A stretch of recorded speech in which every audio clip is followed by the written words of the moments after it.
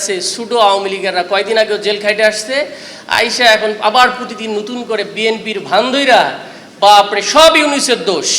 এমন ইউনুস আর সমন্বয়করা দুনিয়া শেষ করে ফেলছে 1.5 বছরে, বাংলাদেশে কিচ্ছুই রাখে নাই, সব ফাঁকা করে ফেলছে। এই সুডো আওয়ামী লীগেররা এরা এখন টকশোতে কিভাবে স্পেস পায় এবং আপনি বক্তব্য খুবই মুখস্থ, যাই হবে ইউনুস সরকার। আমরা এই অঞ্চলে হিন্দুদের প্রোটেকশন দিয়েছি, আমার বাড়ির পর বাড়ি, পরের বাড়ি থেকে হিন্দু বাড়ি, কোনোদিনও ছোট থেকে নামাজ পড়ি, কোনোদিনও মনে হয় নাই যে একটা হিন্দু পরিবারকে হিট করতে হবে। This is not the Islam. Islam is a civilizational values. It accommodate all this stuff. It's many cultures, many religions, and peacefully they exist in the countries of the Islam. So আমি শাপলাকে একটা cultural ফাইটের একটা part হিসেবে দেখি এবং অসাম্প্রদায়িক চেতনার নাম দিয়ে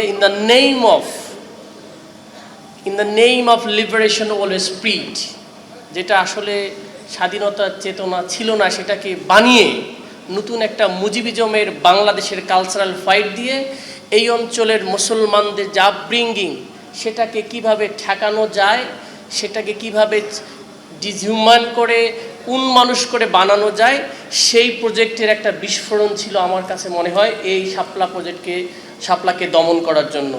আমি প্রথমে ধন্যবাদ জানাচ্ছি ওলামা অ্যালায়েন্সকে চমৎকার একটা প্রোগ্রাম আয়োজন করার জন্য। অবশ্যই আমাকেও স্বীকৃতি দিতে হবে, আমি ওখানে ছিলাম, আমার পায়ে আঘাত পেয়েছিলাম, আমার পা ফিরে গিয়েছিল। আমি নটরডেম কলেজের সাইডে ছিলাম, পরে আরামবাগ দিয়ে অনেক কষ্টে সেই 4টার দিকে আমরা আরামবাগ মসজিদের 4তলা রাত্রে ঘুমিয়ে সকালে উঠে গিয়েছিলাম।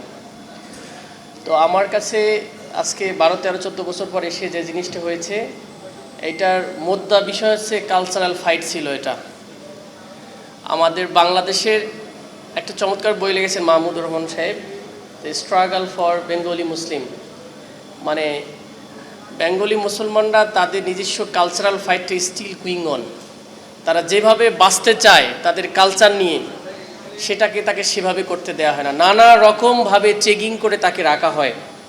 আমি শাপলাকে একটা কালচারাল ফাইটের একটা পার্ট হিসেবে দেখি এবং অসাম্প্রদায়িক চেতনার নাম দিয়ে in the name of liberation of spirit, যেটা আসলে স্বাধীনতার চেতনা ছিল না, সেটাকে বানিয়ে নতুন একটা মুজিবিজমের বাংলাদেশের কালচারাল ফাইট দিয়ে এই অঞ্চলের মুসলমানদের যা আপব্রিঙ্গিং সেটাকে কিভাবে ঠেকানো যায়, সেটাকে কিভাবে ডিসহিউম্যান করে উন্মানুষ করে বানানো যায়, সেই প্রজেক্টের একটা বিস্ফোরণ ছিল আমার কাছে মনে হয় এই শাপলাকে দমন করার জন্য। এটা ছিল বেসিক্যালি, আমি শাপলাকে একটা প্যারাডাইম শিফটও দেখতে পারি যে বাংলাদেশের মুসলমান তার এস্টাবলিশ আলট্রা সেকুলার, যারা আমি বলবো উগ্র লিবারেল সেকুলার যারা ছিল, যারা in a name of liberalism তারা মূলত ইসলামকে সাপ্রেস করতে চায়, তাদেরকে ইনকাউন্টার দেওয়ার জন্য শাপলা প্যারাডাইমটা এসেছিল 2013 সালে। তো আমরা বিশ্বাস করি এই শাপলার যে স্পিরিট, এই অঞ্চলের মানুষের যে কালচারাল ফাইট, সেটা জারি থাকবে। এইটাকে অবশ্যই আমাদেরকে জাস্টিসে নিয়ে আসতে হবে, কারণ আর যতটুকু হিস্ট্রি জানা আছে এই বেঙ্গল মুসলমানরা কখনো অসহনশীল নয়। ইন্ডিয়ান যেভাবে উগ্র দেখাচ্ছে এরকম বাংলাদেশের মুসলমানরা না।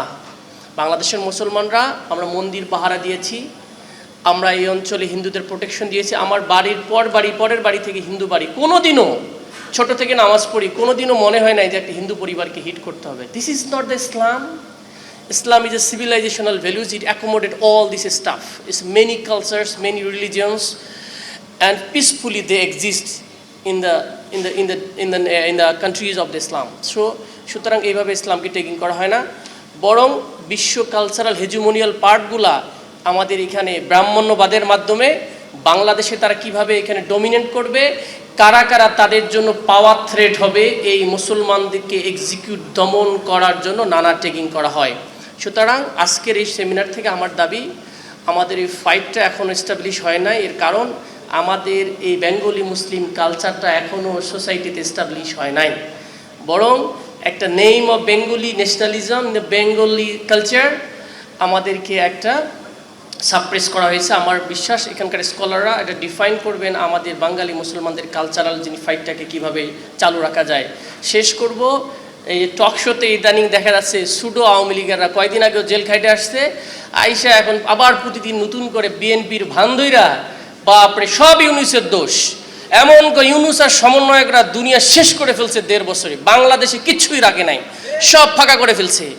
এই সুডো আওয়ামী লীগেররা এরা এখন টকশোতে কীভাবে স্পেস পায়, এবং আপনি বক্তব্য খুবই মুখস্থ, যাই হবে ইউনূস সরকার, কয়দিন পর যদি রোগ হয় সেটাও ইউনূস সরকার হবে, এবং যা হবে সমন্বয়করা করেছে। এরা বাংলাদেশের জন্য ডেঞ্জারাস। এদের মূলত এদের মাদার হচ্ছে শেখ হাসিনা। এই শেখ হাসিনাকে তাদের যে পরিমাণ রিকমেন্ডেশন করে সেভাবেই তারা এখনও মিডিয়াতে চালু রেখে এদের ব্যাপারে অ্যাকশন নেওয়া উচিত। যে হাউজের কথা বলা হচ্ছে 71 টেলিভিশন, 461 জন আমি শুনেছি কর্মকর্তা আছে, এর মধ্যে 13 জন নাকি বিএনপিপন্থী, 400 যা বাকি যারা আছে সবগুলো Awami League existing same people. যে টিভি টেলিভিশনের আপনার কুশীলবরা সবাই জেলখানায় চলে গেছে, তাদের ব্যাপারে কোনো অ্যাকশন নিচ্ছে না। মিডিয়াগুলোকে হাউজের দখল, আমরা 3-4 জন মিডিয়ার কর্মীকে দেখলাম জুলাইয়ের পক্ষে সমর্থন করার কারণে তাদেরকে চাকরিচ্যুত করা হয়। এই বাংলাদেশে এক্সিস্টিং ফাইটটা আমার কাছে মানে স্টিল রয়েছে, এটার ব্যাপারে আমাদের সোচ্চার হওয়া দরকার। এবং গভর্নমেন্ট যদি মনে করে তারা জুলাইকে অক্ষরে অক্ষরে পালন করবে, সাংবাদিকদেরকে আওয়ামী লীগ স্টাইলে রাখিয়ে দিয়ে, তাহলে দুঃখজনক আমাদের জন্য, এবং জুলাইয়ের লেজিটিমেসিকে অবশ্যই রাখতে হবে। সবাইকে ধন্যবাদ। আসসালামু আলাইকুম রহমতুল্লাহ।